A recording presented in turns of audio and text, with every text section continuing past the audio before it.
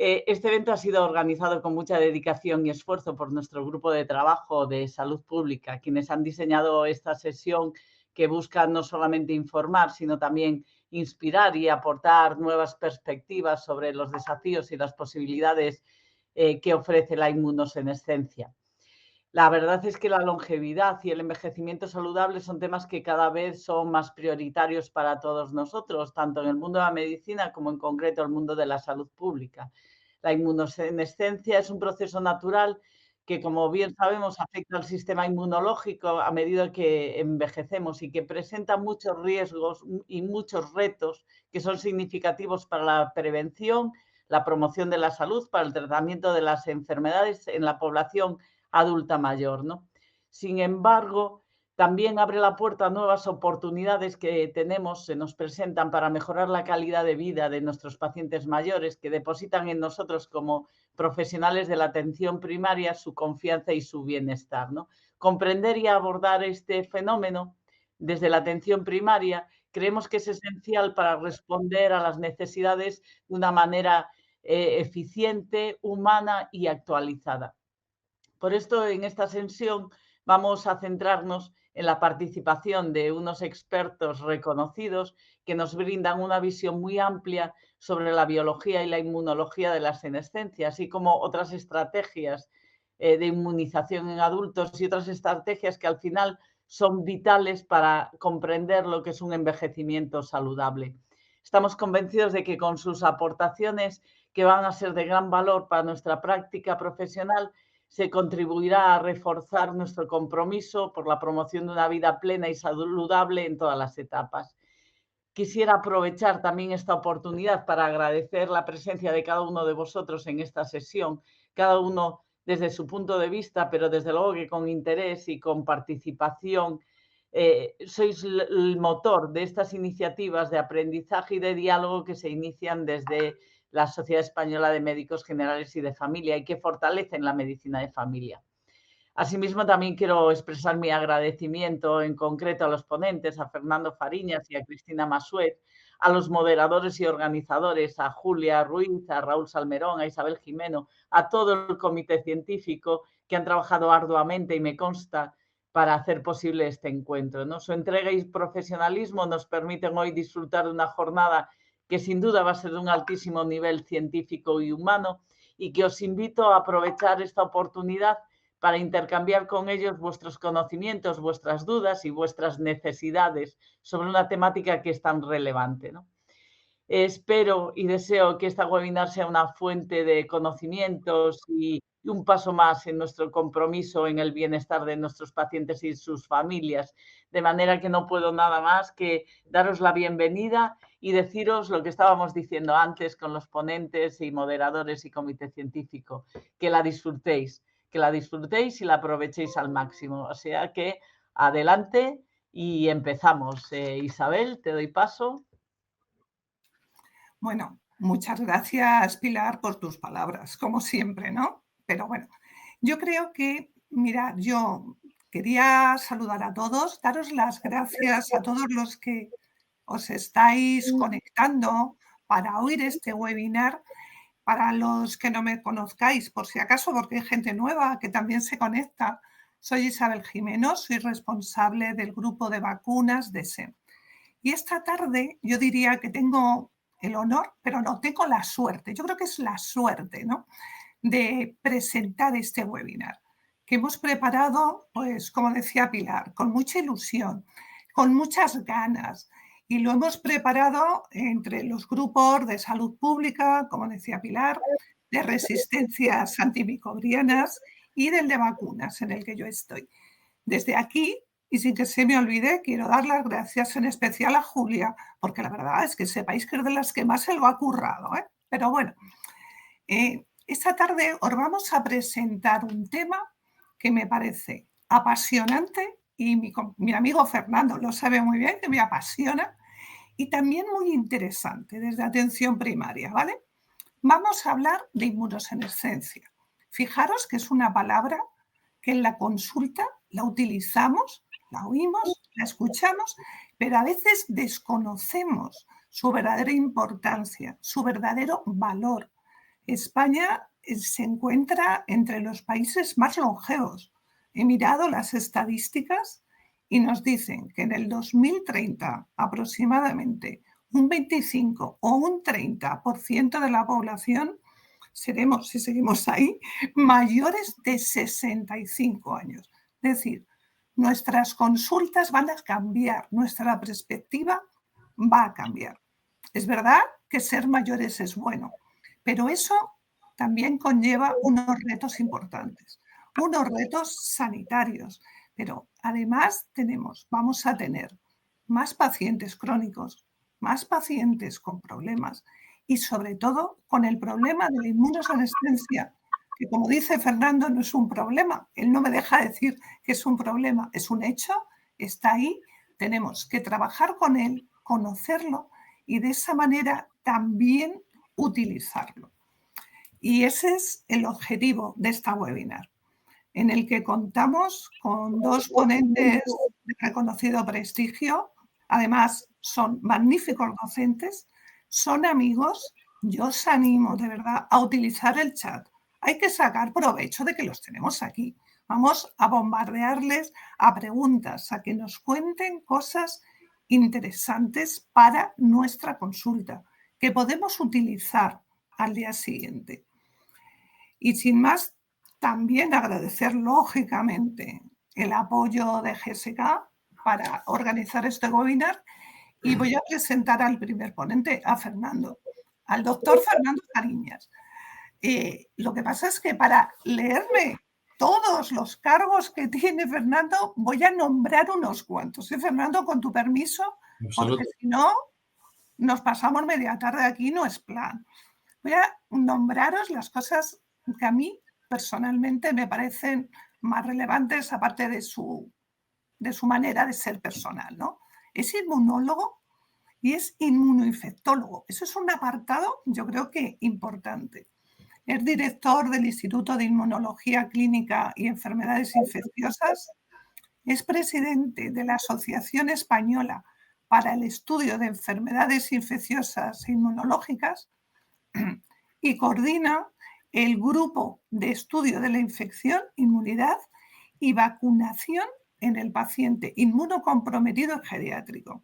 Luego ya tiene un montón de máster, un montón de premios, todo lo que queráis. Pero yo creo que esas 3 cosas son muy importantes, de las que yo creo que le podemos sacar provecho. Y sin más, Fernando, pues muchísimas gracias por estar aquí, por aceptar nuestra invitación y venga, empezamos a aprovecharnos de ti. Muy bien, pues nada, Isabel, muchísimas gracias por esta magnífica presentación. Siempre se nota que eres amiga. Y yo, en primer lugar, bueno, agradecer a la SEM el que me haya invitado a esta webinar. La verdad es que estoy encantado de estar aquí con todos vosotros.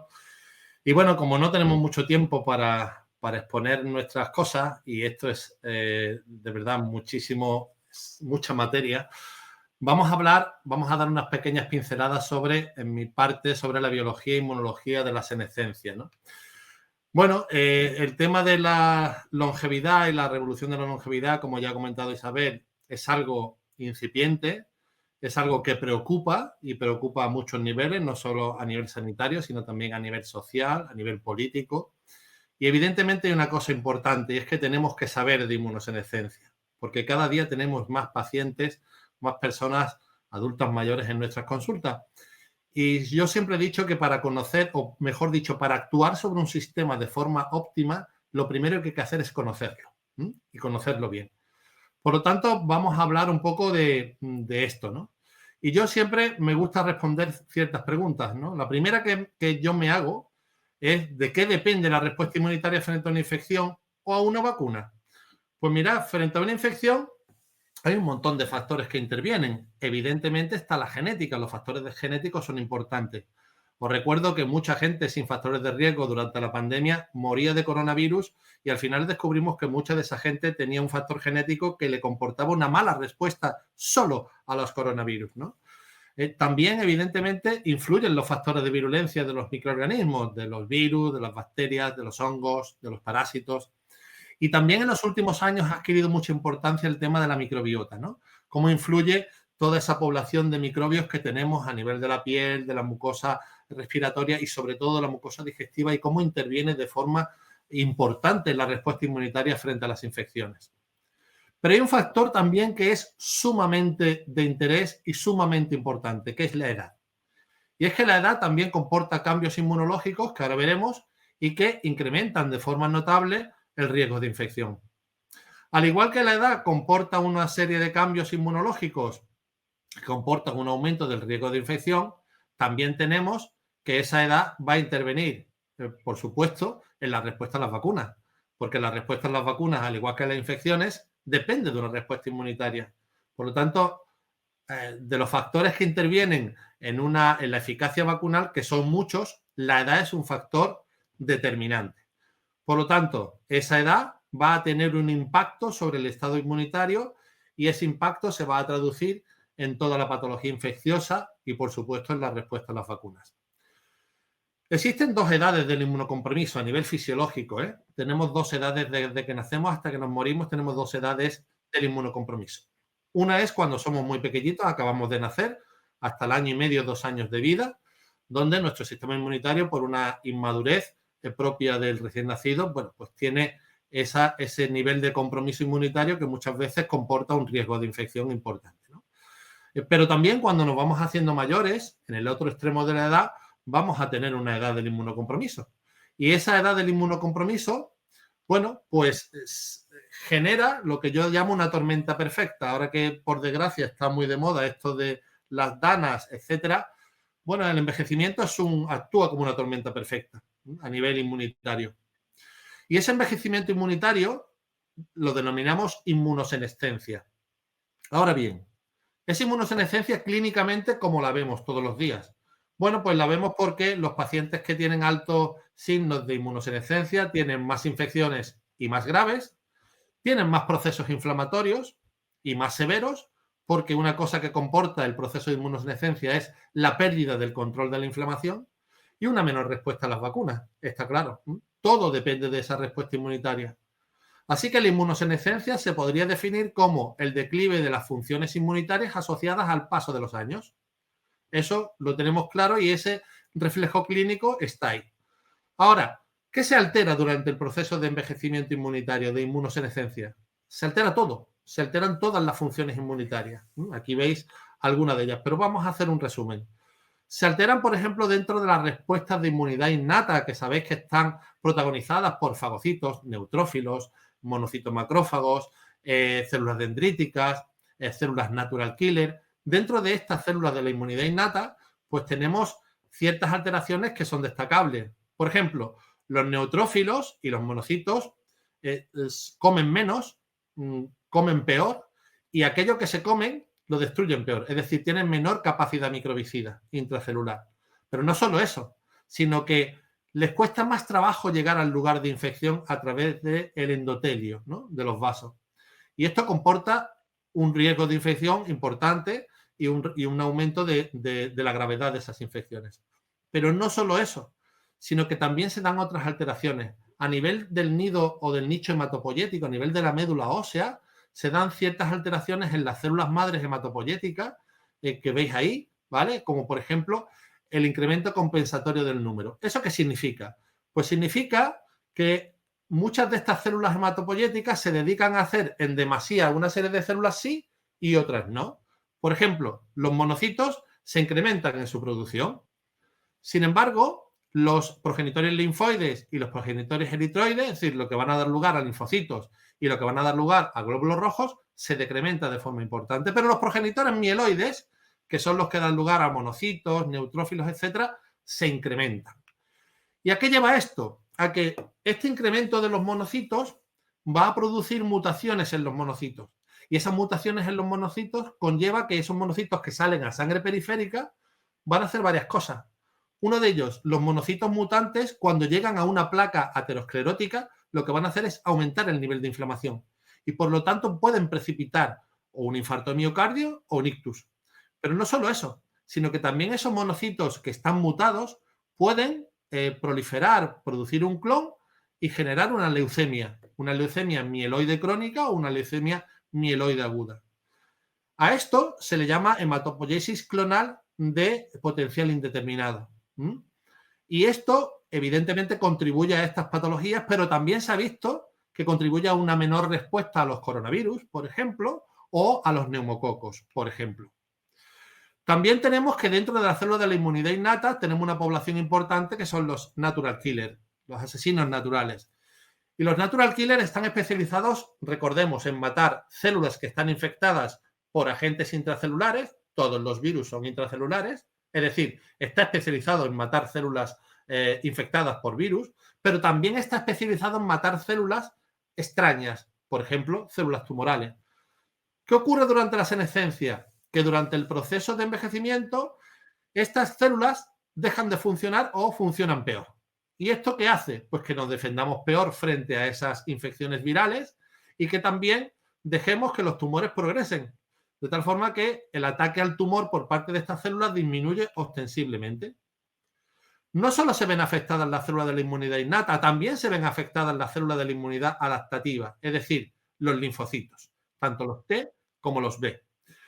Y es que, como veis aquí, en ese nicho hematopoyético, ese llamado potencial sesgado de diferenciación hace que se produzcan muchos progenitores mieloides, ya hemos hablado de ello, pero pocos progenitores linfoides. Va bajando el número de linfocitos conforme avanza el tiempo.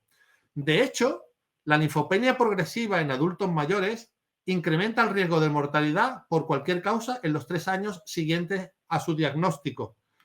¿Y de qué se mueren normalmente los pacientes mayores que tienen esas linfopenias incidentales que llamamos porque las descubrimos en una analítica, pero es una linfopenia progresiva?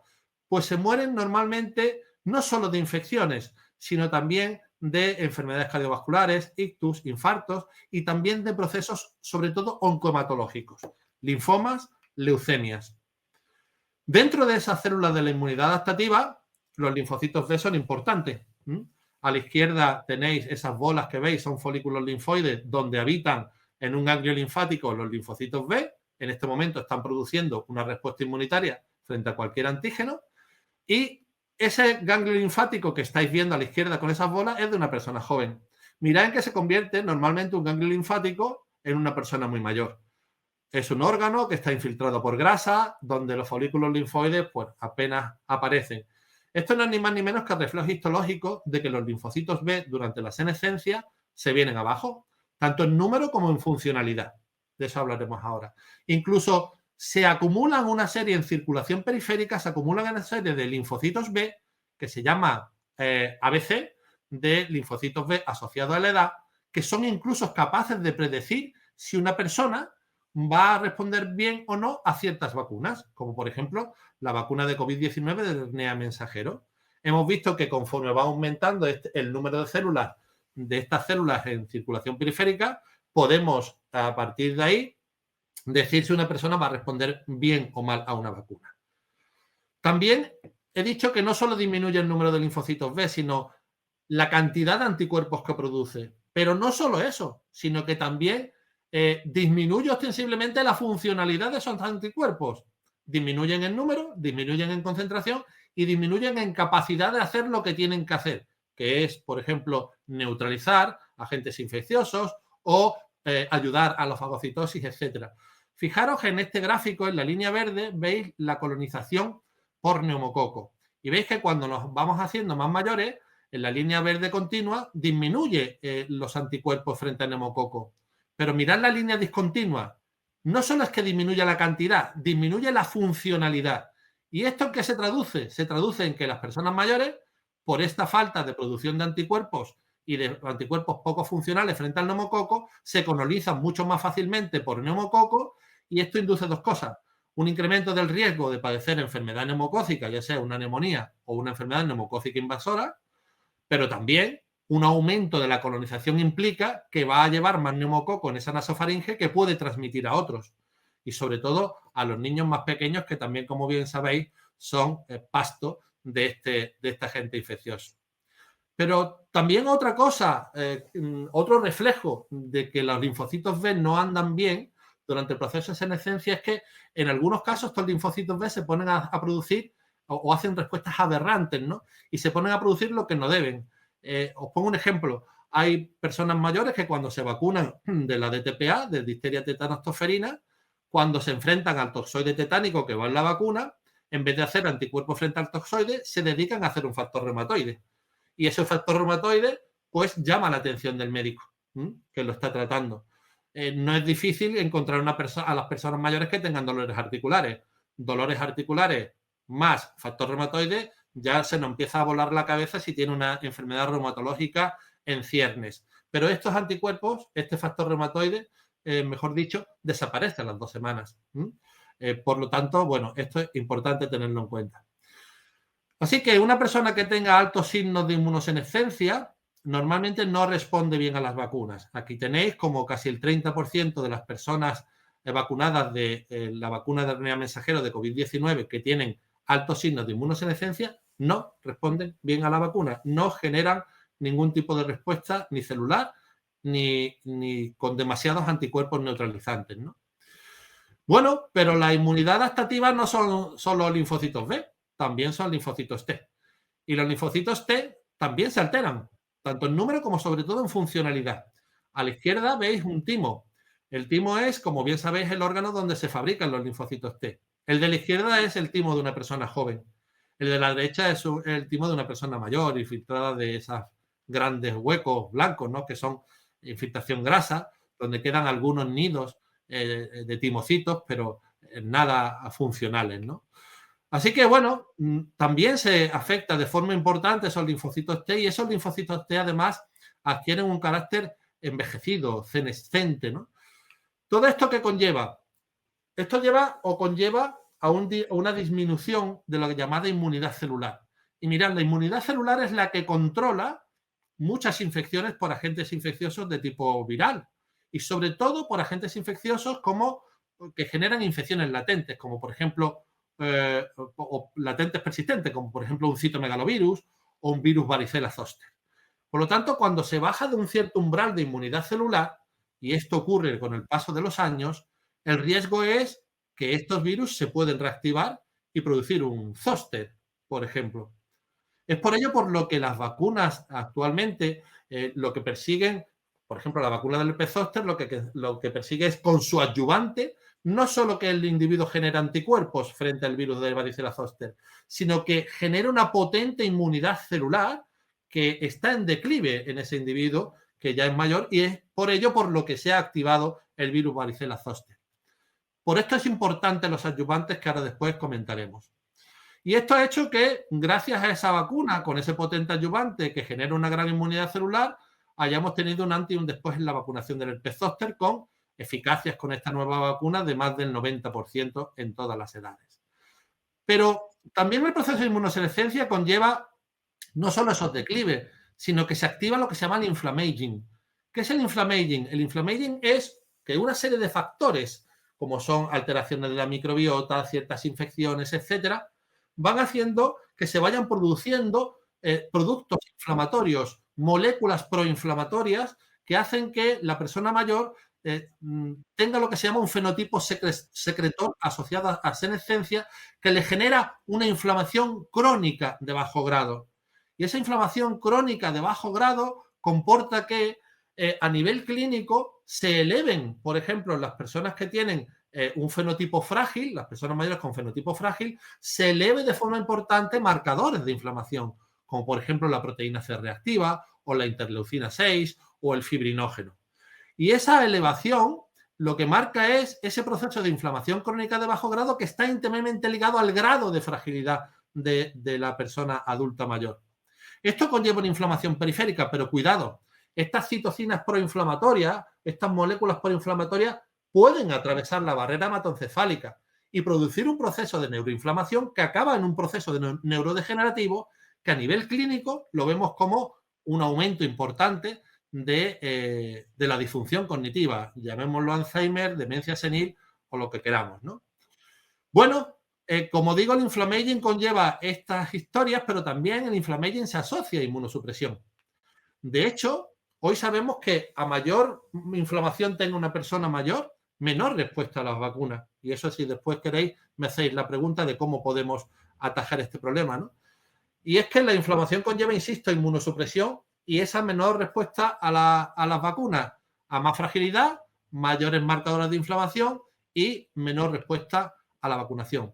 Pero la persona adulta mayor también tiene cosas, comorbilidades. A partir de ciertas edades ya tener 2 o más comorbilidades no es extraño. Alguna de ellas puede ser, por ejemplo, una diabetes.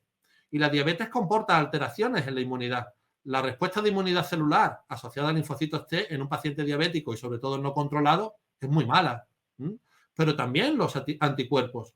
Igual que en un diabético no controlado se glicosila o se glica la hemoglobina, que es una proteína, pues también se glican otras proteínas y entre ellas las inmunoglobulinas.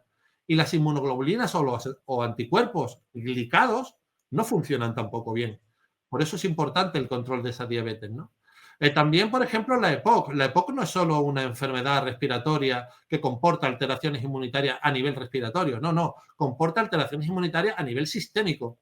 Y es por ello por lo que los pacientes con EPOC no solo manifiestan más infecciones y más graves de tipo respiratorio, sino que pueden reactivar algunas infecciones latentes, como por ejemplo una varicela zoster, ¿no? O un virus varicela zoster. Por supuesto, los pacientes oncológicos, los pacientes con un VIH o un citomegalovirus. Estos dos virus aceleran de forma muy notable el proceso de inmunosenescencia.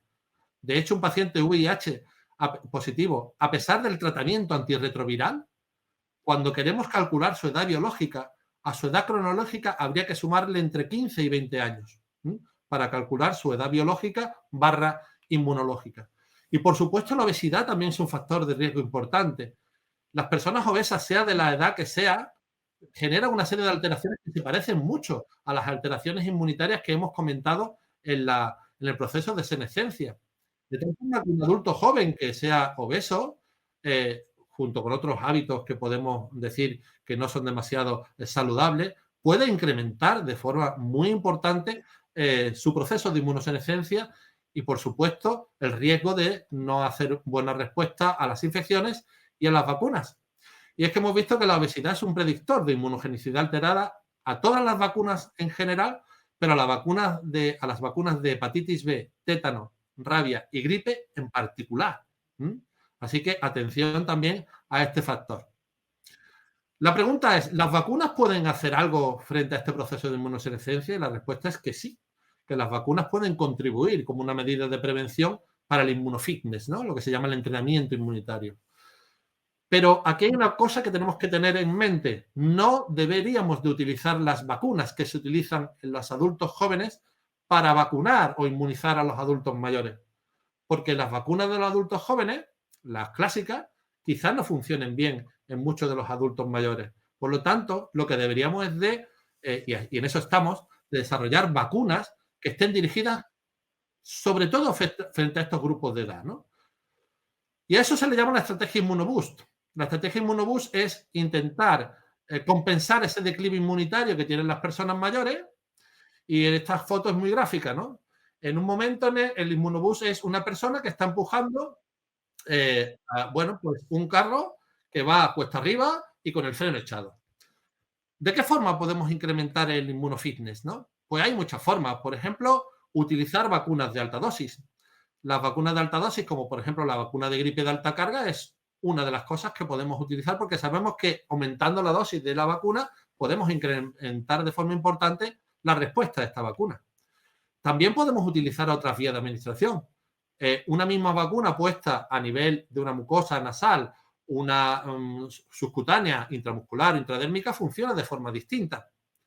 Hoy sabemos que, por ejemplo, la administración de vacunas a nivel intranasal genera una respuesta mucho más óptima que las vacunas parenterales.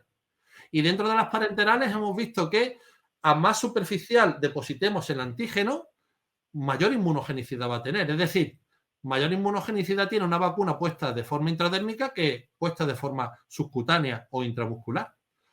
Pero también podemos jugar con ciertos factores, ¿no?, de vida o hábitos de vida que tenga la persona mayor. Por ejemplo, sabemos que el ejercicio genera un aumento de la respuesta a las vacunas y un aumento de la respuesta a las infecciones.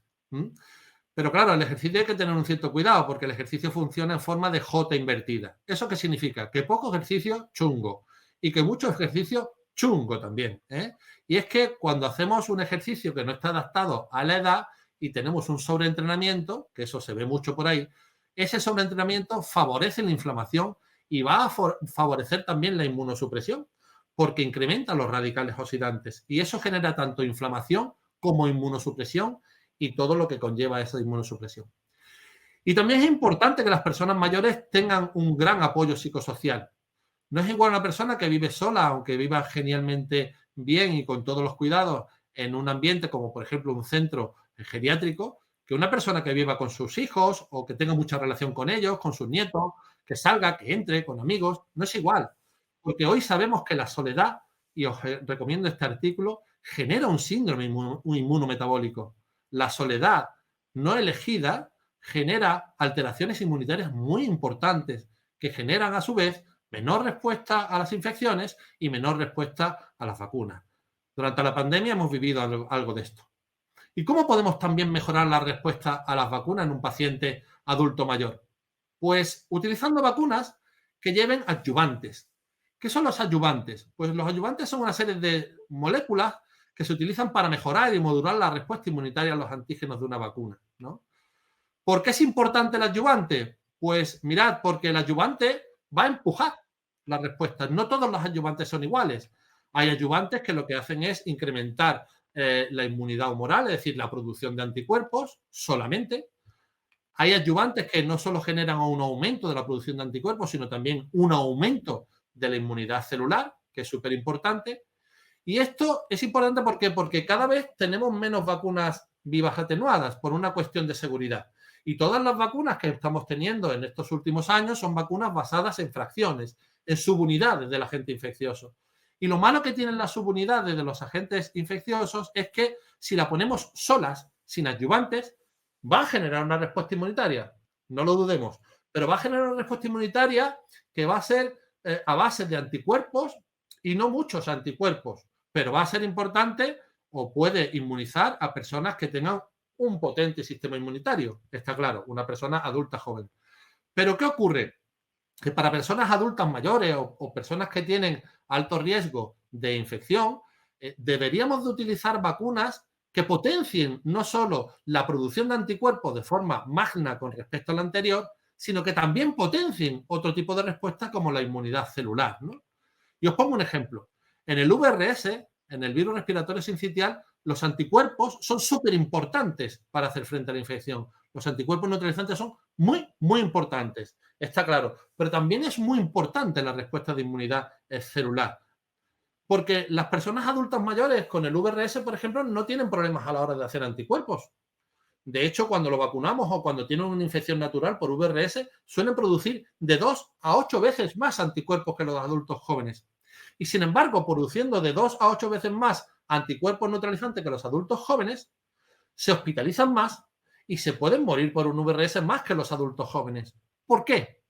Porque hace falta una acción coordinada no solo de la respuesta de anticuerpos, sino también la respuesta de inmunidad celular. ¿Y qué hemos visto? Que las personas adultas mayores tienen un problema con sus linfocitos T en general, como ya hemos visto antes, pero en particular con linfocitos T específicos del VRS. Y son deficientes en estos linfocitos T. Por lo tanto, la respuesta de linfocitos T es muy importante. Para mí es más importante incluso que los anticuerpos en muchas ocasiones, y en este artículo, bueno, pues reverbera un poco esto, ¿no? Que son las células T, los linfocitos T, más que los anticuerpos, los que pueden prevenir los síntomas asociados a la infección por VRS en los adultos mayores.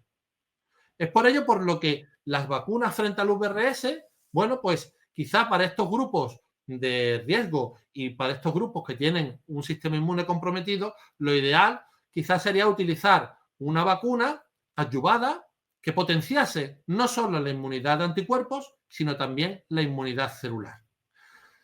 Y finalmente, no me gustaría despedirme sin hablar de lo que estamos descubriendo, es que las vacunas son capaces no solo de prevenir la infección de la que estamos vacunando al individuo, sino que también son capaces de generar lo que se llaman efectos inespecíficos o heterólogos. Entre estos efectos heterólogos hemos visto, por ejemplo, que vacunar de gripe reduce en un 28% el riesgo de muerte por cualquier causa, ¿no? Pero sobre todo por infarto de miocardio. Que, por ejemplo, hemos visto en estudios, en metaanálisis, se ha visto que vacunar con ciertas vacunas, como por ejemplo de gripe, varicela zóster, tétano, difteria y tosferina, puede también de forma significativa reducir el riesgo de demencia, porque influye sobre todo ese proceso de neuroinflamación del que hemos hablado, ¿no? Y como, bueno, una de las últimas publicaciones que tenemos en referencia al virus varicela zóster es que la vacuna recombinante de subunidades de la varicela, del virus varicela zóster, bueno, pues parece que se asocia a un menos riesgo de demencia. ¿Por qué? Porque sigo insistiendo en lo mismo. Si prevenimos ciertas infecciones y ciertas reactivaciones de agentes infecciosos que generan infecciones latentes, vamos a prevenir la producción de un montón de sustancias proinflamatorias que van a atravesar la barrera hematoencefálica y que van a producir un proceso de neuroinflamación con disfunción cognitiva asociada. Y esto es lo que, por ejemplo, vemos en muchas ocasiones que después de una persona adulta mayor que tenía su cabeza en condiciones, que después, por ejemplo, de una infección severa o después, por ejemplo, de una hospitalización por una cirugía bueno, importante, estas personas, después de eso, pueden hacer una disfunción cognitiva o acentuar la disfunción cognitiva que previamente ya tenían, ¿no? El proceso de disfunción cognitiva que ya tendrían, el Alzheimer, la demencia senil, etcétera, etcétera. Así que en esa estamos también con el tema de las vacunas, no solo en su efecto directo, sino también con su efecto indirecto. Por lo tanto y por consiguiente, y ya termino, había una cosa que me decía mi abuela, y es que el que tuvo, retuvo y guardó para la vejez. Y esto está claro también para el sistema inmunitario. Así como cuidemos el sistema inmunitario desde pequeñitos, así seremos inmunológicamente cuando seamos mayores. Y nada más, muchísimas gracias por vuestra atención. Bueno, muchísimas gracias, Fernando. Yo creo que has dejado puertas abiertas a preguntas, nos has dado pistas sobre cosas que podríamos hacer en nuestra consulta diaria, nos has estado comentando y nos has dado sobre todo argumentos para que nosotros, cuando nuestros pacientes a veces no se quieren vacunar o dicen que están hartos y tal, yo creo que nos has dado argumentos para ellos. Y luego también, pues te caerán las preguntas. Unas son las que tú mismo has dicho que te hagamos y otras supongo las que te haremos después. Muchísimas gracias. Gracias a vosotros. Nada, y ahora me toca presentar a una magnífica profesional, gran amiga, con la que he tenido el placer de trabajar y en algunas cosas, y la verdad es que fenomenal, que es la doctora Cristina Massuet. Hola Cristina, buenas tardes. Hola, buenas tardes.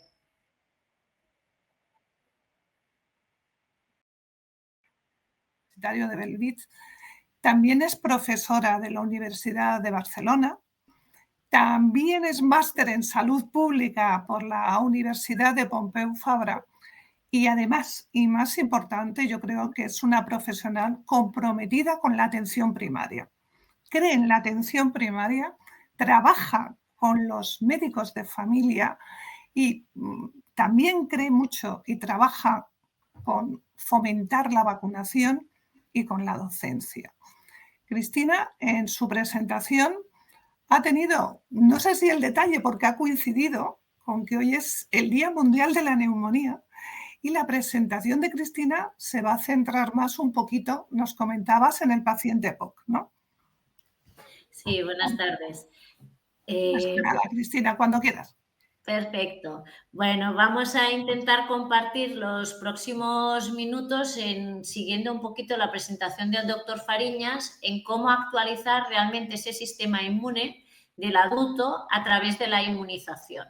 Dentro de mis conflictos de intereses, a mí siempre me gusta decir que el principal conflicto de interés que tenemos todos los sanitarios es básicamente nuestros pacientes, que intentamos buscar siempre a través de la investigación realmente cuál es el mejor producto que los podemos ofrecer para mejorar su calidad de vida. Y para ello muchas veces pues, participamos en ensayos clínicos en nuestro servicio en diferentes microorganismos que luego voy a compartir con vosotros. Y a su vez, pues muchas veces eso implica tener que divulgar esos resultados. Pero aparte de estos intereses, me gustaría agradecer sobre todo a la Sociedad Española de Medicina General por la invitación y en específico también verán que he usado algunas de las imágenes del Banco de la República de Colombia del Museo de Botero, en el cual pues he usado alguna de las obras y luego quería aprovechar también a agradecer al doctor Fariñas siempre por su generosidad docente, ¿no? Constante, que yo creo que nos inspira a todos aquellos que nos dedicamos a la vacunología y a la salud pública y que muchas veces hace algo que es muy complejo de explicar, como es la inmunología aplicada a las vacunas, lo hace de una manera muy simple y muy cercana. Entonces, dentro de la presentación, lo que me gustaría comentar es, primero, si esa actualización de ese sistema inmune en el adulto es realmente necesario, si es suficiente actualizando solo el sistema inmune en el adulto, cómo lo podemos actualizar y frente a qué sería recomendable que actualizáramos ese sistema inmune. Yo creo que el doctor Fariñas ya nos ha ido dando pinceladas y luego especificaremos en un caso del paciente con EPOC realmente si eso en pacientes con patología crónica lo podemos llevar en específico a una patología crónica. Entonces, cuando hablamos de si el sistema inmune en el adulto realmente es necesario o no, hay 4 escenarios que debemos contemplar. El primero es que la susceptibilidad a las infecciones no solo son las mal llamadas infantiles, es decir, desde la primera infancia vamos padeciendo una exposición a diferentes microorganismos que luego, dado a una serie de cambios que se producen en nuestro sistema inmune, puede ser que volvamos a desarrollar o bien por edad o bien por otros elementos. Segundo, es necesario probablemente actualizar este sistema inmune porque las coberturas vacunales vamos viendo a lo largo de todo el territorio y a lo largo de diferentes series temporales que las coberturas vacunales en el adulto son siempre subóptimas. Y en parte también es importante destacar ese envejecimiento vinculado con la comorbilidad que va a desencadenar o que va a ser un espejo de todo el fenómeno de la inmunosenescencia que nos comentaba el doctor Fariñas. Por lo tanto, actualizar el sistema inmune probablemente es necesario. ¿Y frente a qué deberíamos actualizarlo? Sabemos que en el adulto mayor hay prácticamente 8 infecciones que son aquellas que son más relevantes o las que vemos más en atención primaria, pero también en el hospital, no solo por su frecuencia, sino también por su severidad. Pero aparte del número de las infecciones o de qué tipo de las infecciones puede presentar el adulto mayor, siempre intentamos buscar soluciones a dichos problemas, por lo tanto debemos saber cuáles de esos son realmente inmunoprevenibles, es decir, a través de vacunas, cuántas de estas podríamos evitar. Las hemos marcado, destacado en rojo, como pueden ver sería la gripe, COVID-19, VRS, herpes zóster, enfermedad neumocócica y tosferina. Entonces, esa actualización no solo es necesaria, sino debería ser recomendada en ese tipo de población. Y aquí les presento datos actualizados de Cataluña hasta julio del 24, en el que vemos que las coberturas vacunales en esas poblaciones y separada un poquito por regiones, vemos que, por ejemplo, la vacuna neumocócica tenemos como estándar que nos gustaría llegar al 75% de coberturas y a pesar de ello estamos muy lejos de alcanzar esas coberturas. De tétanos, por ejemplo, también en mayores de 65 años, esas coberturas realmente son subóptimas. O de herpes zóster, si vemos por estratos de edad. En Cataluña piensen que incorporamos la vacunación ya de herpes zóster desde el año 2022, por lo tanto ya llevamos casi 2 años de incorporación de la vacuna en el calendario y a pesar de ello esa cobertura sigue siendo sistemáticamente baja. Pero la gripe, que ya es una vacuna de años que la llevamos usando, también estamos muy por debajo de ese 75% de cobertura recomendada en mayores de 65. Por lo tanto, la actualización es necesaria, pero ¿por qué los pacientes no se vacunan? Pues hay múltiples elementos, pero uno de los gráficos que nos ayuda a pensar es esa incertidumbre en vacunarse, en el cual hay una parte de la población que va a aceptar absolutamente todo aquello que su médico le recomiende, y en el otro extremo hay una población que va a rechazar siempre de manera sistemática cualquier recomendación que nosotros le podamos hacer. Pero en el centro de esa aceptación continua de vacunación del adulto hay una parte de incertidumbre, hay una gama de grises en el cual el médico o la enfermera, el profesional sanitario, tiene mucho que aportar. Y por ello es en el cual nosotros debemos empoderarnos para disponer de mensajes cortos, precisos, que podamos aportar a nuestra población y que les ayude a tomar la mejor decisión para su salud y convertirlo en un envejecimiento saludable. Pero ¿por qué entonces realmente los pacientes no se vacunan? Hay múltiples estudios, pero hay una gráfica que a mí me gustaría compartir con ustedes, que está en catalán, pero yo creo que se entiende fácil, que es la primera, el principal motivo por el cual un paciente no se vacuna es porque su médico no se lo recomendó. Y esto viene siendo de manera sistemática en diferentes poblaciones, en diferentes años de estudio. Por lo tanto, si el sanitario no se lo recomienda, sabemos que la probabilidad de que el paciente acceda a la vacunación es mucho más baja. Por lo tanto, debemos pensar que nos encontramos en un nuevo concepto que llamamos la nueva longevidad, es decir, estamos en la segunda mitad de la vida, muchos de nosotros ya hemos pasado la franja de los 50 años o estamos acercándonos. Por lo tanto, también aparece el fenómeno de la cronicidad y ello implica que a partir de los 65 años prácticamente más del 80% va a tener como mínimo una afección crónica o prácticamente el 68% va a presentar 2 o más enfermedades crónicas. ¿Y eso qué implica? Como decía el doctor Fariñas, que a lo largo del tiempo esta función de nuestro sistema inmune va a verse disminuida y de manera opuesta van a aumentar de manera significativa las comorbilidades. Como pueden ver, a los 50, 54 años de edad, más o menos un 30% de población vamos a tener como mínimo una comorbilidad, pero a partir de los 65 prácticamente el 60% tendrá como mínimo una o más comorbilidades. Y a su vez, asociado con el fenómeno que comentaba el doctor Fariñas del inflammaging, esa inflamación sostenida a lo largo del tiempo con afectación propiamente inmunológica importante. Por lo tanto, actualizar el sistema inmune en el adulto es necesario. También anotaba el doctor Fariñas, atención, comentaba, ¿no?, los pacientes con VIH, si hay que añadir 15 años o no a la edad biológica para considerarla cronológica, ¿cómo lo definimos, ¿no? Hay diferencias entre una edad cronológica y biológica, que ese sistema inmune propiamente cambia a lo largo de la vida, nos lo enseñaba también con esos gráficos del timo y de los ganglios, y por lo tanto hay una disregulación a lo largo de la vida que debemos contemplar, que hay que actualizar ese sistema inmune. Por lo tanto, actualizar en el sistema inmune del adulto es necesario, pero ¿será suficiente solo activando a través de una acción? Por lo tanto, hay el concepto que comentaba el doctor Fariñas del inmunofitness. El inmunofitness es un concepto que es muy interesante, que implica 2 elementos. 1, afectación inmunológica, pero 2, el fitness, es decir, que se puede entrenar. Ese envejecimiento saludable podemos conseguir inmunológicamente hacer que incremente o que mejore a través de diferentes acciones. Una de ellas es la nutrición o la dieta que ponemos en esta gráfica, pero la nutrición probablemente yo creo que como nuestro lenguaje es más ajustado. Segundo, una buena salud mental. Después, un ejercicio físico y luego, y no por menos importante, muchas veces esas vacunas a lo largo de toda la vida. El Life Course Vaccination es algo que puede apoyar o puede fortalecer ese sistema inmune. Y esta gráfica también la presentaba el doctor Fariñas, ¿no? ¿Cómo podemos actualizar ese sistema inmune? Pues hay muchas maneras en las cuales a través de la inmunización o de la vacunación podemos incrementar esa respuesta inmune.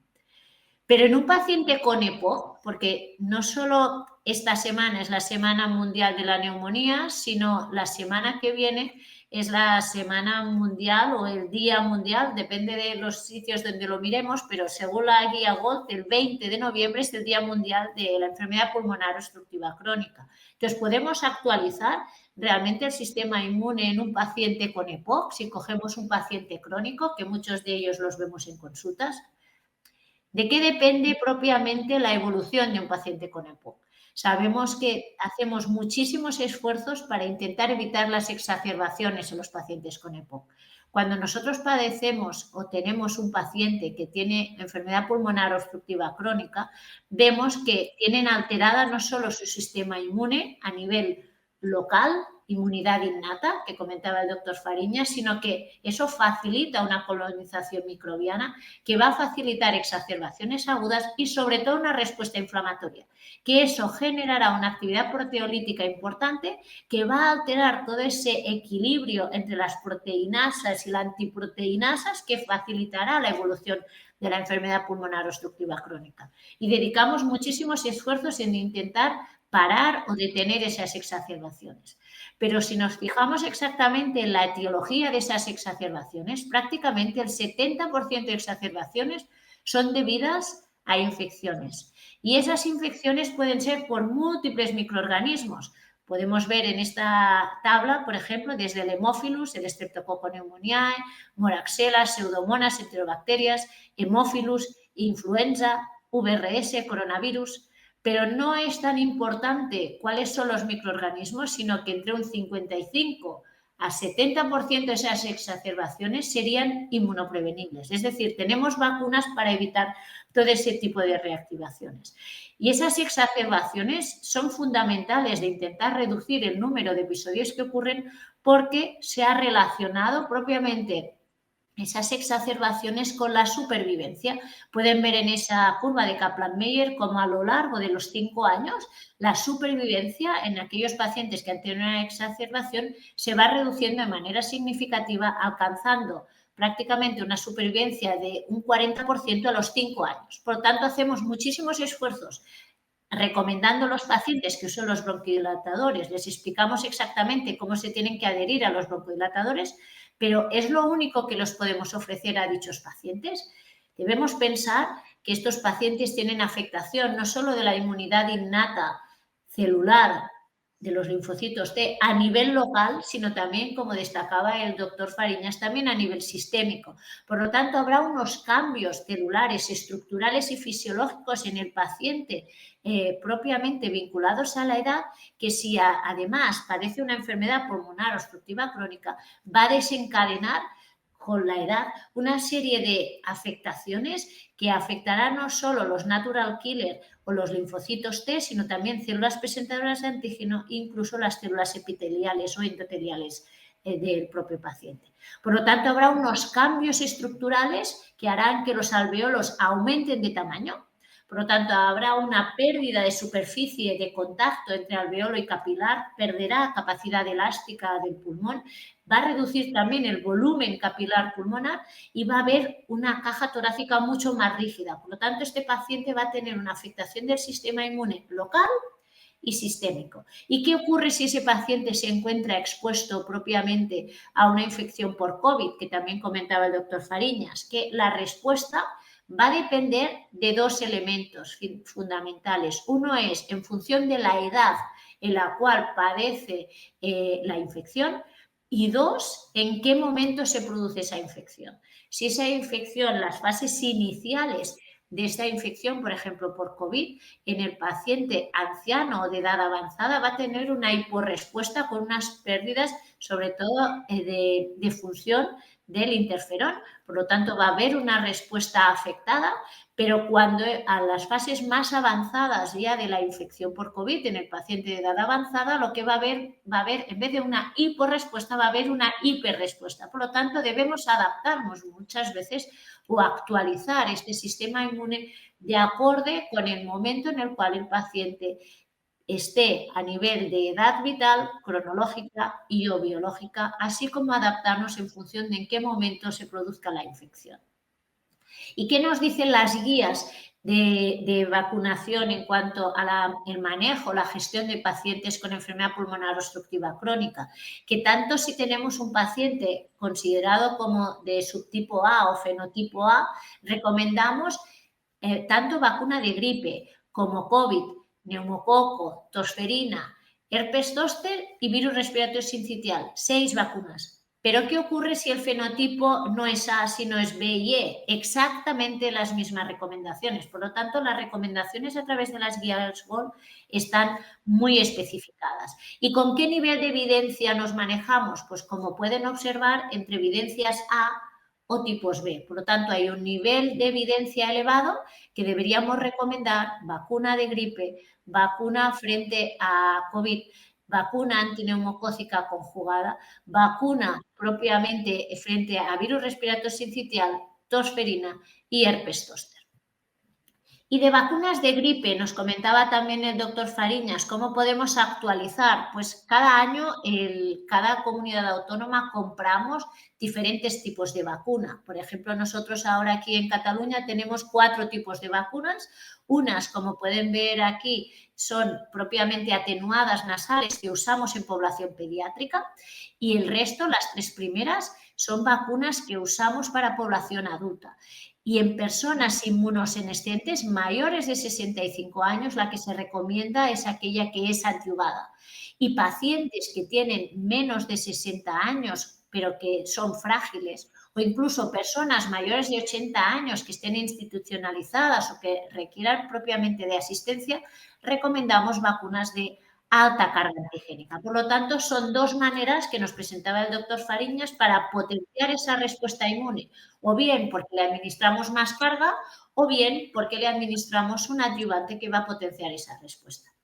Pero esta vacuna, por ejemplo, en el caso de la gripe y en pacientes con EPOC, lo que sabemos es que los beneficios son múltiples. Es decir, el beneficio de la vacuna de la gripe no solo evita la hospitalización por gripe, sino que sobre todo va a tener mejoras o va a tener implicaciones a nivel neurológico, a nivel respiratorio, a nivel diabético y a nivel cardiovascular. ¿Por qué? Porque la propia infección aumenta por 8 la probabilidad de una neumonía, porque la propia infección por gripe aumenta hasta 10 veces la probabilidad de tener un infarto o 8 veces de tener un ictus o hasta un 75% de probabilidades de tener una complicación diabética.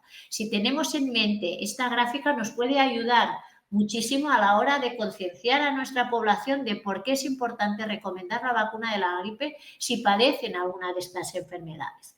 A su vez, si vemos ya a nivel de impacto en cuanto a capacidad de la vacuna de la gripe para reducir estos eventos mayores cardiovasculares, vemos que no solo reducen de manera significativa la probabilidad de tener un infarto, sino reduce la probabilidad de mortalidad por cualquier causa y reduce también la mortalidad cardiovascular. Por lo tanto, tiene un efecto muy beneficioso para todo tipo de población.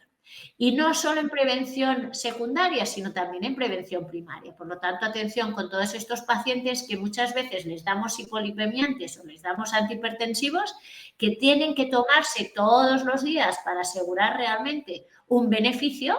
Por lo tanto, el coste personal del paciente de acordarse que debe tomárselo todos los días es muy importante, dedicamos muchísimo esfuerzo, en cambio, una administración de una vacuna puntual a lo largo de todo un año, como es la vacuna de la gripe, digamos que, como decía algún compañero pediatra gallego, es como muchísimo más fácil porque lo único que tiene que hacer el paciente es poner los brazos. Es decir, que su grado de esfuerzo de voluntariedad es facilitarnos su administración. Por lo tanto, las vacunas, y en el caso de la gripe, son importantes.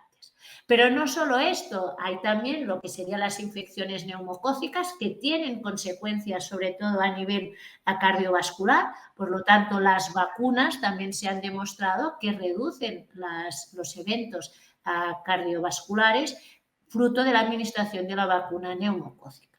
Y de hecho, tanto el virus de la gripe como el neumococo no son los únicos gérmenes que pueden hacer complicaciones cardiovasculares, sino también el VRS o el COVID en pacientes que se encuentran con aterosclerosis, pues puede facilitar toda una serie de cascadas de eventos que van a facilitar la probabilidad de tener un infarto. De hecho, decimos, ¿no?, que si un paciente padece una gripe a cabo de 7 días tiene pues 6 veces más de probabilidad de tener un infarto. O si padece un virus respiratorio sincitial tiene 3,5 veces más de probabilidad al cabo de una semana de padecer un infarto. Por tanto, la prevención en estos pacientes es fundamental.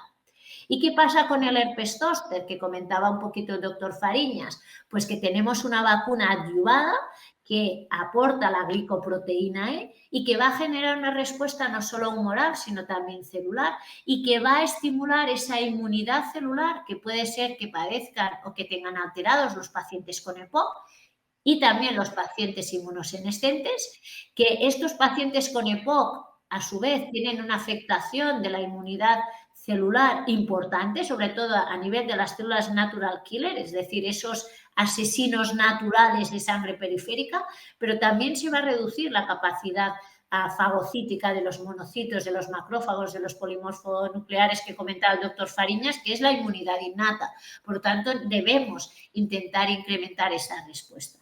¿Y cómo? Pues a través de estas vacunas que conllevan el adyuvante o que llevan una alta carga o a través de vías de administración que potencien la respuesta o usando conjugaciones. Por lo tanto, esta actualización a través del adyuvante que también comentaba el doctor Fariñas es fundamental, no solo para generar una respuesta puntual, sino sostenida a lo largo del tiempo y no solo frente a ese antígeno que hemos administrado, sino frente a múltiples de ellos. Por lo tanto, la pauta se recomienda que sean administradas como mínimo 2 dosis separadas entre 2 a 6 meses.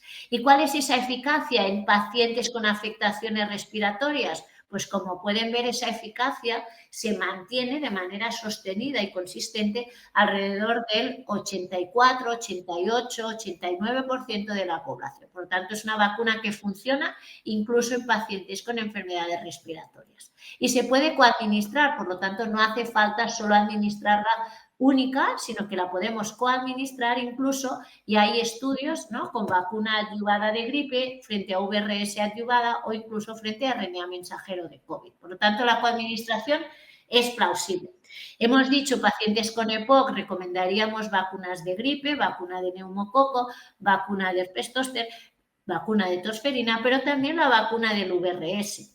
Del VRS ha comentado el doctor Fariñas que es una enfermedad que puede afectar a lo largo de la vida y es así, es realmente desde los 2 añitos de vida la mayoría de población ya hemos entrado en contacto con el virus, pero genera una inmunidad de tan corta duración y tan incompleta que vamos reinfectándonos a lo largo de toda la vida y sobre todo los pacientes de edad avanzada son los que van a padecer infecciones más graves.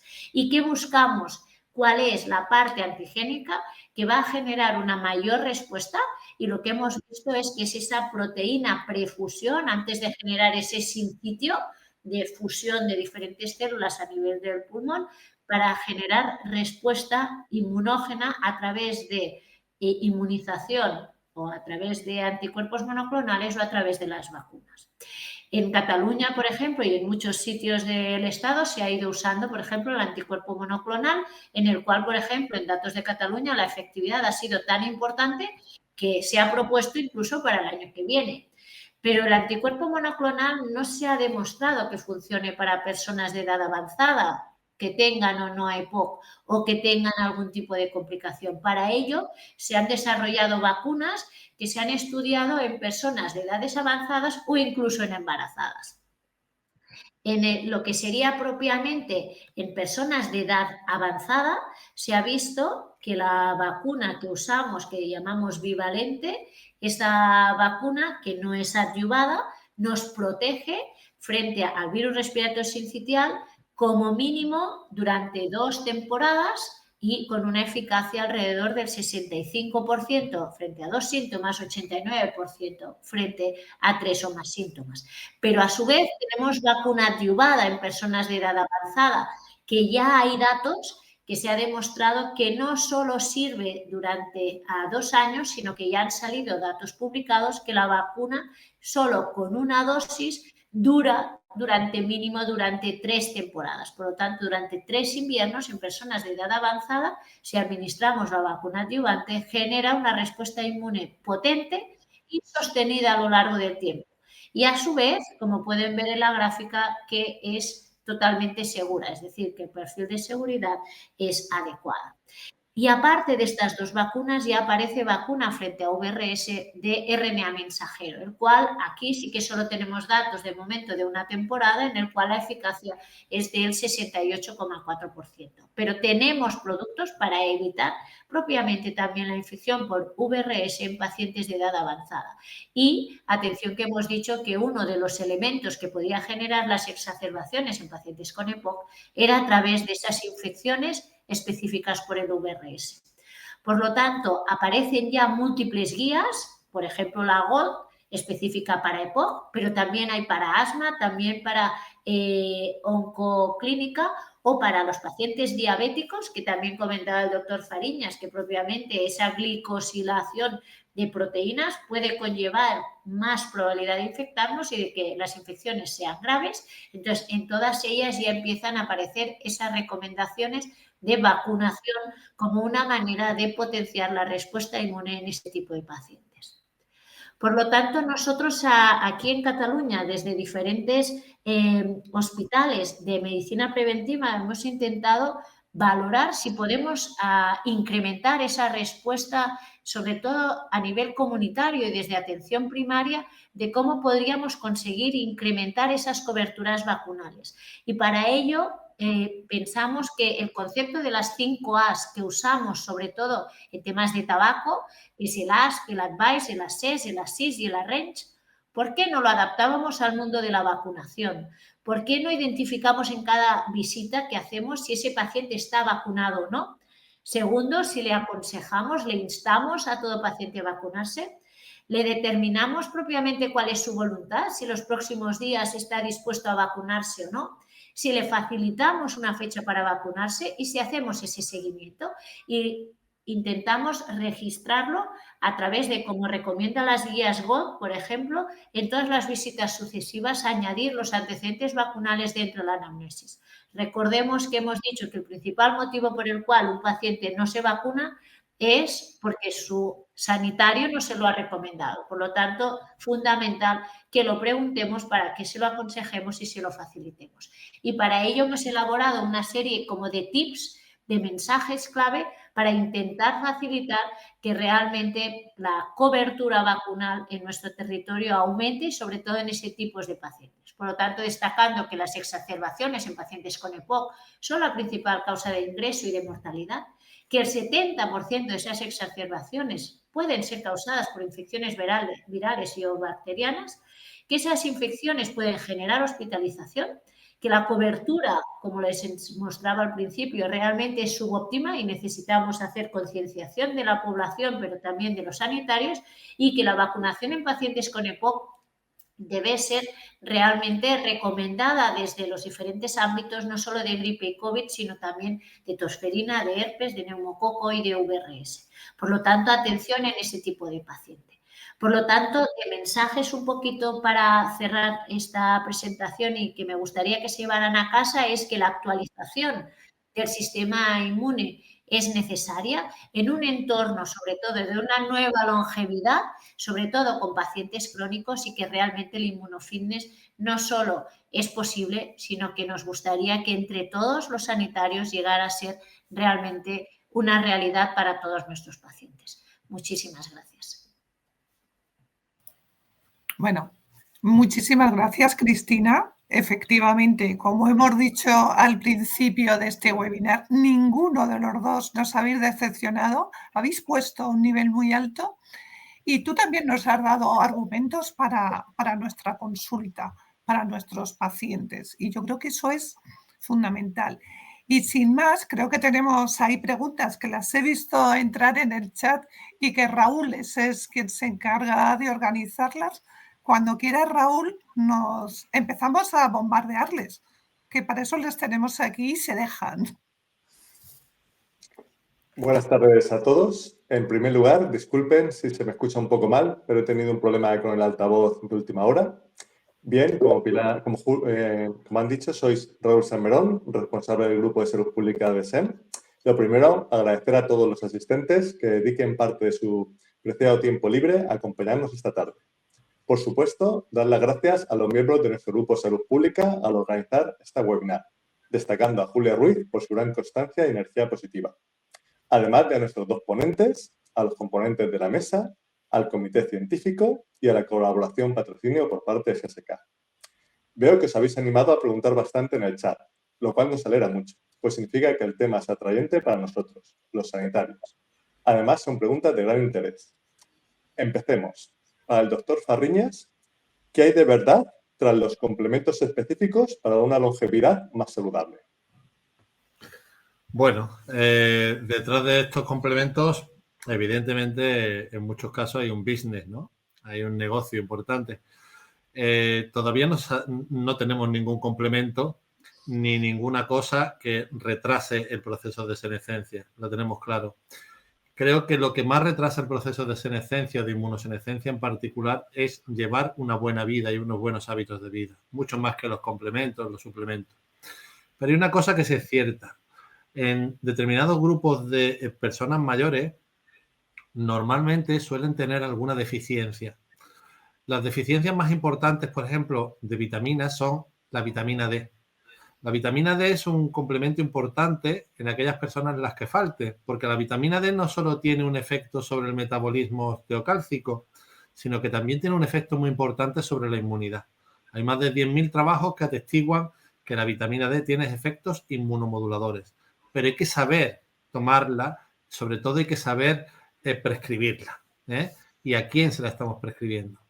Y otra cosa importante es también, por ejemplo, los niveles de zinc, tanto zinc como selenio. Se ha visto que un porcentaje importante de personas mayores tienen deficiencia de zinc. Y el zinc es un oligoelemento súper importante para el funcionamiento inmunitario.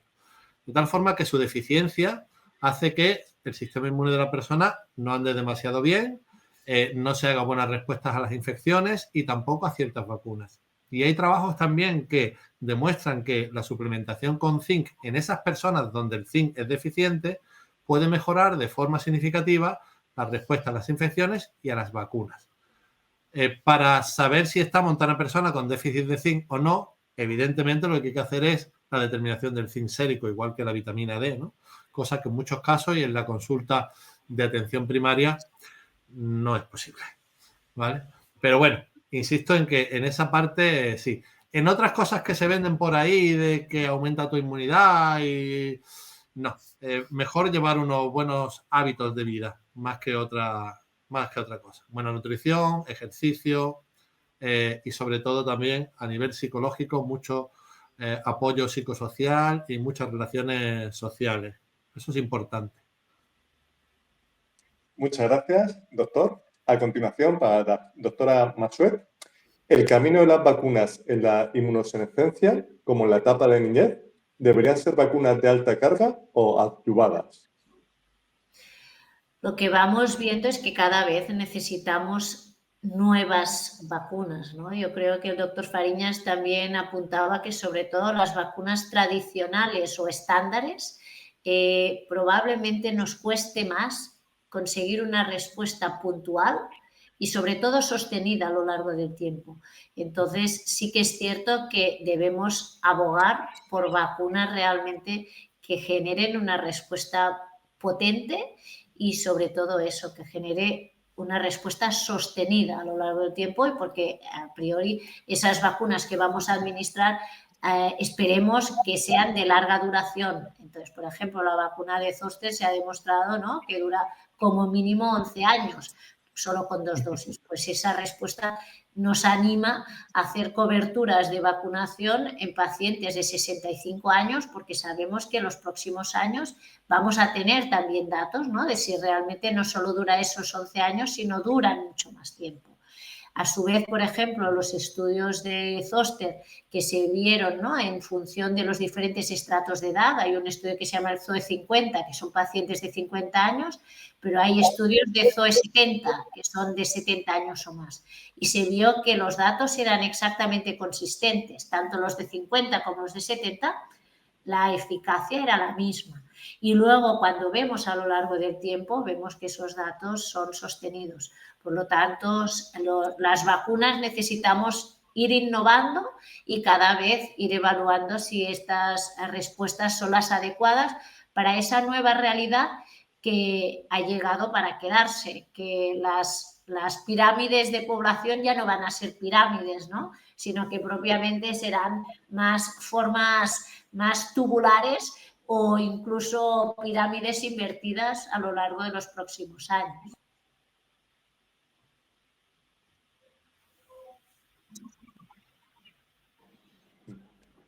Gracias, doctora. Y si se les diagnostica y no se les ha puesto todavía alguna vacuna, como por ejemplo la del herpes zóster, ¿cuándo sería conveniente? ¿Se me escucha ahora? ¿Se me escucha? Sí, ahora sí. Sí. Vale. Raúl, se te escucha. Doctora Massuet, si se le diagnostica y no se ha puesto todavía alguna vacuna, como por ejemplo el herpes zóster, ¿cuándo sería conveniente? Es decir, entiendo que la pregunta es en qué momento, cuando un paciente se diagnostica, en este caso, por ejemplo, de POC, ¿en qué momento sería recomendable o en función de la edad, en qué momento sería recomendable? La pregunta no sé exactamente si es por edad o por enfermedad, pero entiendo que la pregunta es en qué momento sería recomendable vacunar. ¿Sí? Sí, yo también la entiendo así, que en cuanto a la edad. Entonces, en cuanto a la edad, a priori, los diferentes calendarios de vacunación la incluyen a partir de los 65 años de edad. Sabemos que todos los estudios que se han realizado son en mayores de 50 años.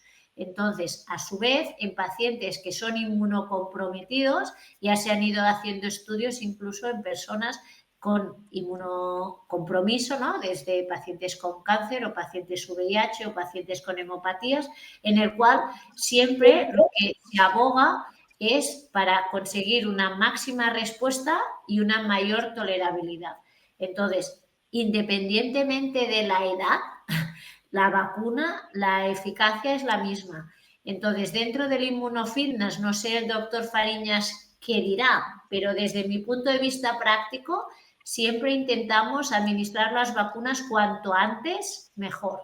Es decir, que si un paciente tiene 65 años, mejor vacunarlo ahora que a los 66. Pero pacientes, por ejemplo, con VIH o con algunas enfermedades que, como decíamos, su sistema inmune puede estar afectado, su edad de afectación inmunológica no es exactamente lo mismo que su edad biológica o cronológica. Por lo tanto, aquí debemos hacer algún tipo de ajuste. Entonces, según la evolución de la enfermedad, siempre conseguiremos una mayor respuesta cuanto antes se administre la vacuna. Entonces, si a su vez ese paciente ha recibido algún tipo de tratamiento que pueda ser que le baje la respuesta por algún inmunomodulador, evidentemente la respuesta también será menor. Pero mi consejo genérico sería el aquí y ahora es el mejor momento para vacunar.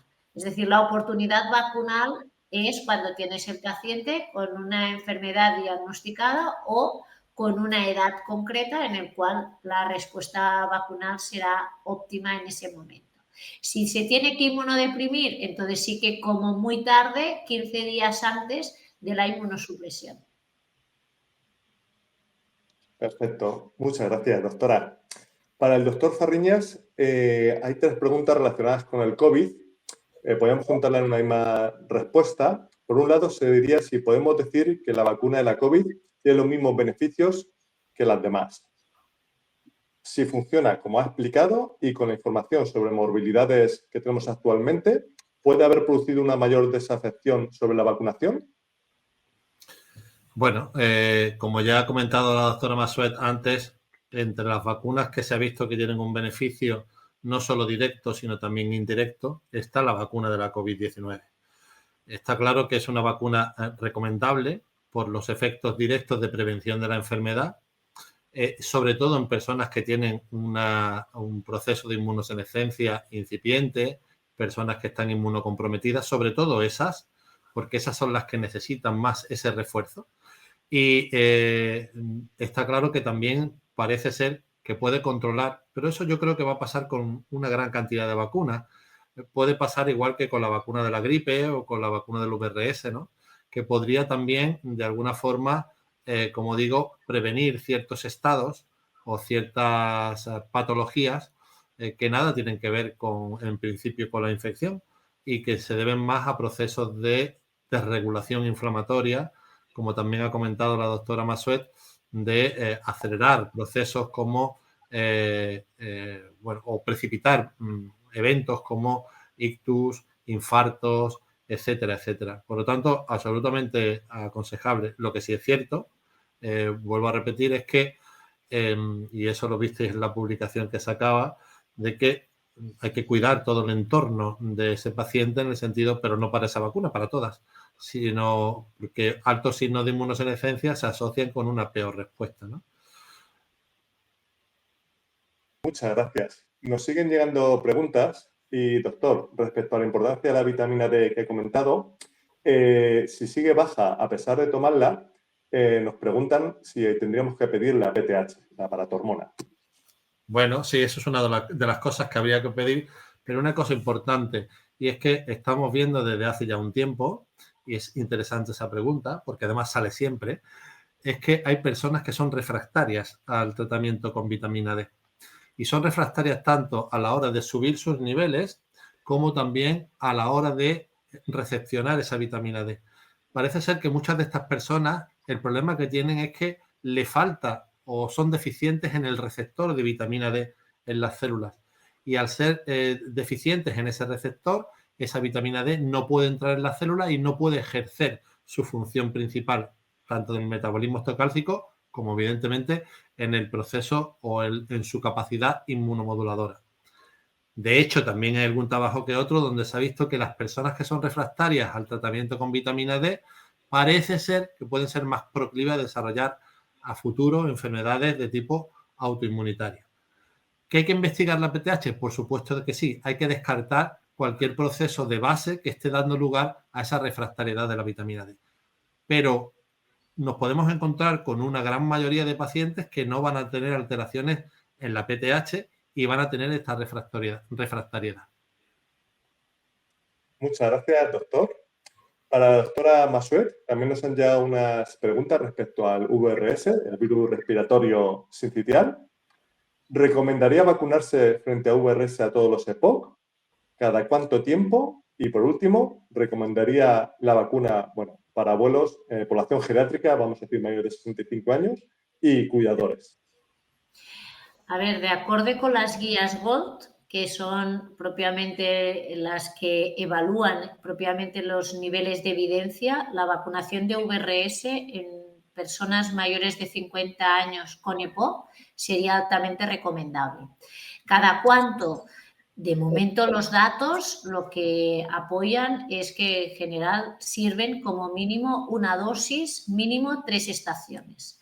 Si habrá que reutilizar o no dosis booster, habrá que ver cuando vayan saliendo los datos de específicamente cuánta duración tenemos. De momento los ensayos que se cerraron ahora en finales de mayo del 2024 ha sido durante 3 años y los datos son que dura como mínimo 3 años. Y la otra pregunta... Sí, la vacunación si está recomendada a población geriátrica y sus cuidadores.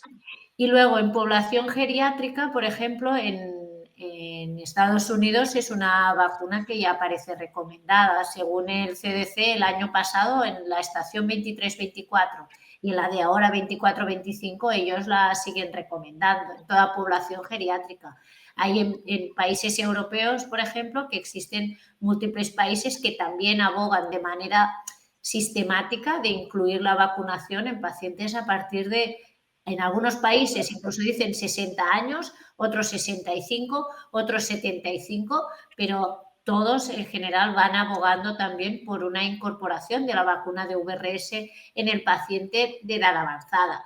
De hecho, cuando vemos la epidemiología, que no hemos presentado porque no era el entorno, pero que la epidemiología del VRS en gran medida en el adulto es desconocida, porque aquello que no se mide no se conoce, pero no por ello no quiere decir que no exista. Es decir, el virus de la gripe, pues muchas veces cuando un paciente anciano tiene algún síndrome o síntoma pseudogripal, le diagnosticamos de gripe, pero no hacemos una prueba diagnóstica específica. Y a veces igual puede ser gripe, puede ser un virus respiratorio sincitial. Entonces, lo que sí que se está abogando en diferentes países es pues, por esa incorporación propiamente sistemática. Cuando nosotros intentamos conseguir elevadas coberturas vacunales en la población, sabemos que lo que más funciona es una cobertura sistemática. Cuando tenemos que ir a buscar el paciente que cumple unos criterios determinados, sabemos que el sanitario nos cuesta mucho más de recomendar y de acordarnos, y dos, por lo tanto, el paciente se acaba vacunando menos. Muchas gracias, doctora. Volviendo al doctor Farriñas, tenemos dos consultas en cuanto al proceso inflamatorio que nos ha comentado. Por un lado, si hay alguna recomendación para la tormenta inflamatoria con recaídas de patologías crónicas, especialmente con la administración de varias vacunas a la vez. Y por otro, ¿cuánto hemos de esperar para vacunar a un paciente post-proceso infeccioso reciente? Supongo que considerando que la respuesta está alterada debido al proceso inflamatorio. Bueno, dos buenas preguntas. La primera, para el control inflamatorio de esa, no es una tormenta de citocinas o de citoquinas, como queramos decirlo. La tormenta de citoquinas es algo mucho más grave que una inflamación crónica de bajo grado. La tormenta de citocinas es la que te lleva a una UCI y que la que incluso puede generar la muerte de la persona. Para controlar el proceso inflamatorio crónico de bajo grado, lo que tenemos que controlar son los factores que contribuyen a esa inflamación crónica de bajo grado. Está claro que el pasar de los años es importante, pero no es igual una persona de 65 años que se ha cuidado durante toda su vida que una persona de 65 años que no se ha cuidado y con hábitos, insisto otra vez con los hábitos de vida, que no son saludables. Esto incrementa de forma muy importante todo esto y toda esta cascada inflamatoria que al final desemboca en multitud de patologías distintas, ¿no? Por lo tanto, los hábitos de vida, insisto, son fundamentales. ¿Se están investigando algunos fármacos para, de alguna forma, controlar esta inflamación? Sí, y no son AINES, ¿vale? No son los AINES clásicos. Se están investigando en fármacos que se llaman senolíticos y en fármacos gerontoprotectores. Y os pongo un ejemplo. Dentro de los fármacos senolíticos se está investigando en fármacos que ya tenemos o incluso en un suplemento, que en este caso también se ha visto que funciona, que es la quercetina, ¿no? Pues la quercetina asociada a un fármaco que lo utilizamos para la leucemia mieloide crónica que se llama dasatinib, parece que tiene un efecto senolítico importante. Es decir, baja el proceso de envejecimiento de inmunosenescencia y además también controla el proceso de inflamación asociada a la senescencia. Y dentro de los fármacos gerontoprotectores probablemente nos sonará la rapamicina, que es un fármaco que utilizamos también. Empezó como un antibiótico y al final lo utilizamos como un inmunomodulador, pero sobre todo nos va a sonar mucho uno, que es la metformina. Pues la metformina es un fármaco gerontoprotector y se están haciendo estudios con la metformina para ver si de alguna forma podemos incidir en ese proceso de inmunosenescencia y en ese proceso de inflamación asociada a la inmunosenescencia. Lo que estamos viendo con la metformina, ¿qué es? Que tiene esa capacidad gerontoprotectora, que tiene esa capacidad antiinflamatoria y antiinmunosenescente, pero que en las dosis que la utilizamos habitualmente no es del todo adecuado, ¿vale? La dosis que estamos utilizando. Y que es probable que tengamos que utilizar una dosis mayor. Pero claro, esa dosis mayor también eleva la toxicidad del fármaco. Y por lo tanto lo que se está investigando ahora son fármacos que se parecen mucho a la metformina, pero que no tienen los efectos acumulativos tóxicos de la metformina y sí las funciones inmunomoduladoras de la metformina. Así que yo no dudo de que aquí a muy poco tiempo tendremos a disposición algunos de estos fármacos que se están investigando y que son verdaderamente prometedores para controlar todo esto. Gracias, doctor. En el chat nos están consultando bastante sobre la vitamina D, sobre todo en cuanto a partir de qué niveles habría que administrarla y cuáles serían los niveles objetivos. Bueno, a ver, esto siempre es la misma controversia con la vitamina D, ¿no? La cuestión es que la vitamina D tiene un rango de normalidad que tenemos, evidentemente, bueno, pues muy bien ajustado, pero lo que estamos viendo es que el efecto inmunomodulador de la vitamina D no se consigue llegando o metiendo al paciente dentro del rango de mayor de 30 nanogramos mililitros. El efecto inmunomodulador de la vitamina D empieza a partir de los 45-50 nanogramos mililitros en suero. Es decir, el objetivo para conseguir un efecto inmunomodulador importante de la vitamina D es llegar a unos niveles séricos de 45-40 nanogramos o a partir de 40-45 nanogramos por mililitro. Eso no se consigue en todos los pacientes. Vuelvo a repetir, porque hay pacientes que son muy refractarios al tratamiento con vitamina D, pero en los que los podamos conseguir, perfecto. Siempre tendremos la posibilidad, siempre va a actuar a nivel del metabolismo osteocálcico, por supuesto, y va a tener sus efectos protectores, pero su efecto inmunomodulador requiere de una dosis un poco mayor, perdón, de una cantidad ajustada en suero un poquito mayor, que no es la que nos sirve para el metabolismo, para mantener un metabolismo osteocálcico saludable. Pero lo podemos intentar, claro que sí. Y en muchas personas se consigue y tiene un efecto importante. Muy bien. Muchas gracias. Bueno, perdonar por los últimos problemas que hemos tenido ahí, pero bueno, esto es muy fácil. Nos quedan preguntas, os volvemos a emplazar a otro webinar, ¿no?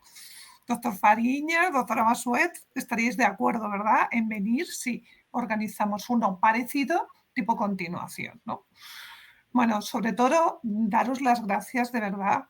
Yo creo que habéis dejado varias cosas muy claras, ¿no? Como he comentado antes, cómo tenemos que seguir trabajando con nuestros pacientes y luego habéis dicho una cosa que yo creo que los que trabajamos con vacunas, medidas de prevención o algo así, tenemos un poco más perdido. Estamos muy acostumbrados a medicamentos nuevos para el colesterol, como ahora te cuentan los pacientes, ¿no? La vacuna para el colesterol, tal. Estamos acostumbrados a que se estudien y salgan nuevos. Parece que con las vacunas teníamos una y ala para siempre, ¿no? Nos la hemos quedado para siempre. Yo creo que habéis dejado muy claro la importancia que tiene que la población va cambiando. Igual que adecuamos otros productos farmacéuticos, debemos con mucho más interés adecuar las vacunas. Y yo creo que eso es un tema muy importante. Y sin más, pues nada, emplazaros a que yo creo que os volvemos a pillar para otro porque nos hemos quedado con preguntas en el tintero. Muchísimas gracias por vuestras presentaciones, por vuestra docencia y sobre todo también por cómo sois vosotros cuando nos contáis las cosas. Muchas gracias. Gracias a vosotros. Gracias a vosotros, un enorme A todos. placer.